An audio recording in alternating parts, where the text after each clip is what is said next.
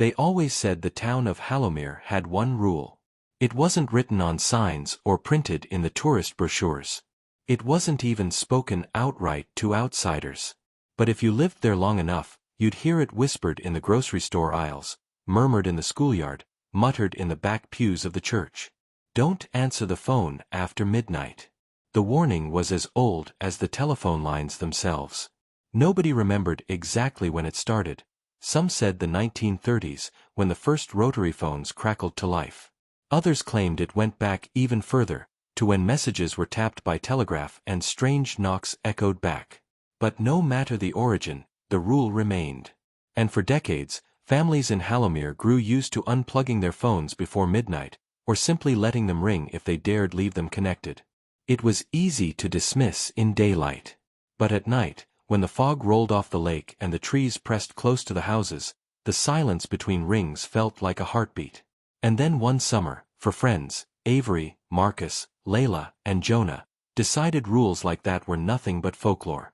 The dare. They were all 19, restless and bored after their first year of college. Hallowmere had no mall, no movie theater, no nightlife beyond a single diner that closed at 9 p.m. So the legends of their town became entertainment. Sitting on the rickety porch of Avery's grandparents' cabin by the lake, with moths battering the yellow porch light and the cicadas droning like static, Marcus grinned and set down his beer can. "All right," he said. "Here's my dare. We leave the phone plugged in. We wait until after midnight. And if it rings, we answer it." Layla wrinkled her nose. "That's not a dare, that's just dumb. It's like inviting something in." "Something that doesn't exist," Marcus shot back. Jonah, quiet as always, pushed his glasses higher up his nose. "My dad told me he lost an uncle to the caller." Avery laughed. "Lost how?" "What?" He picked up the phone and just poof.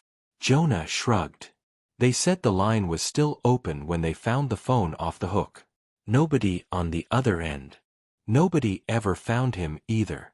He was just gone." The friends fell silent for a moment, listening to the creak of the dock as it shifted in the water. The moonlight cut a pale road across the black lake. Then Marcus grinned wider. "Even better. If the caller's real, maybe he'll show up. Let's see what happens."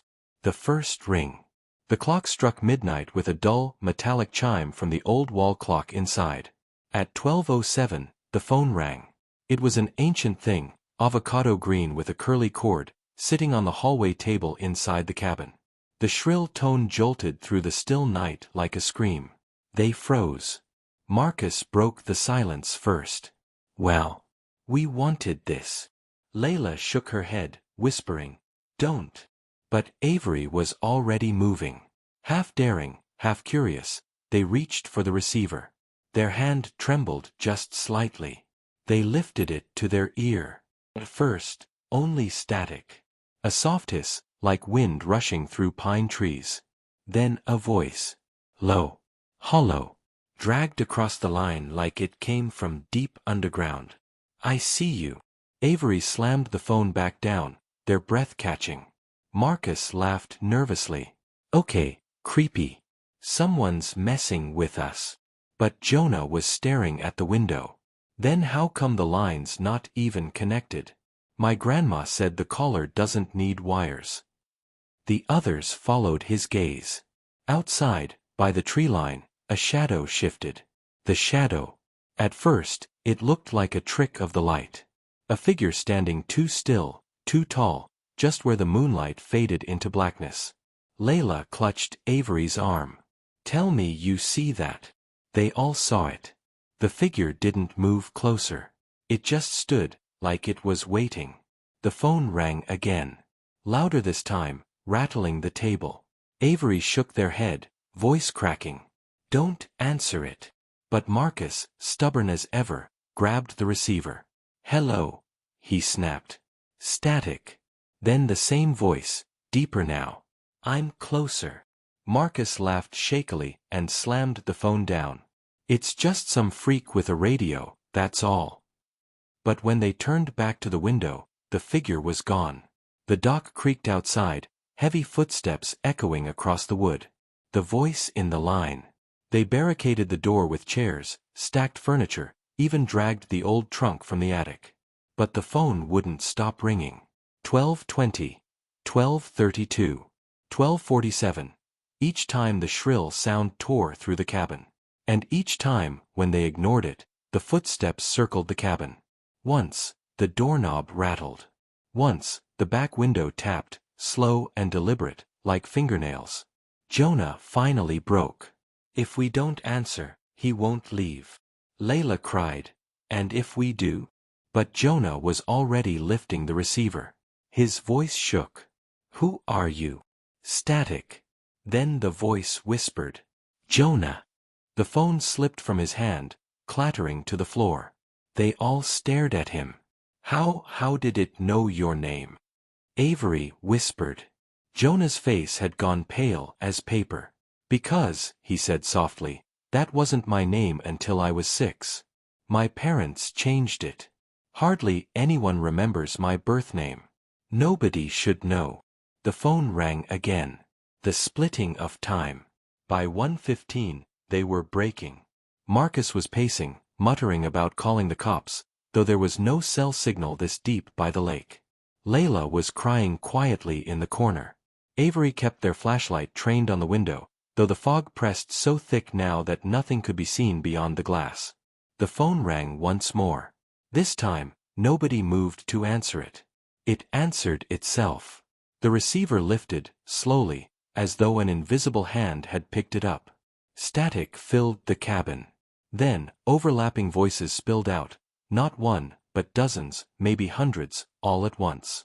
They were the voices of the friends themselves. Avery's voice, laughing. Marcus's voice, angry. Layla's voice, crying. Jonah's voice, pleading. Snippets of things they had said tonight, already replaying.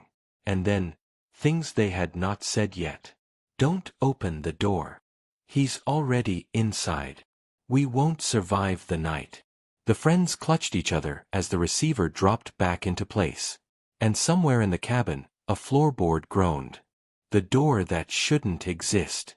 At 2:03, Marcus noticed it first. A door.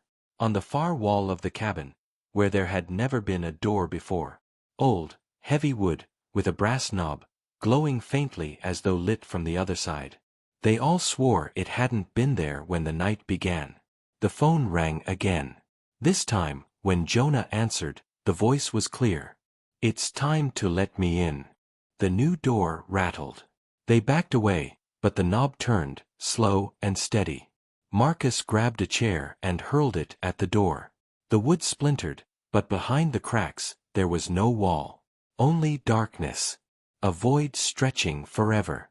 Something moved in that void. Something reaching. Layla screamed, "Don't look at it." But Avery had already looked. Their eyes went wide, unfocused, like something had hollowed them out from inside. When Avery spoke again, it wasn't their voice. "I see you." The last ring. By 3 o'clock, only 3 remained themselves. Avery sat smiling in the corner, eyes glassy, humming softly in a voice that wasn't their own.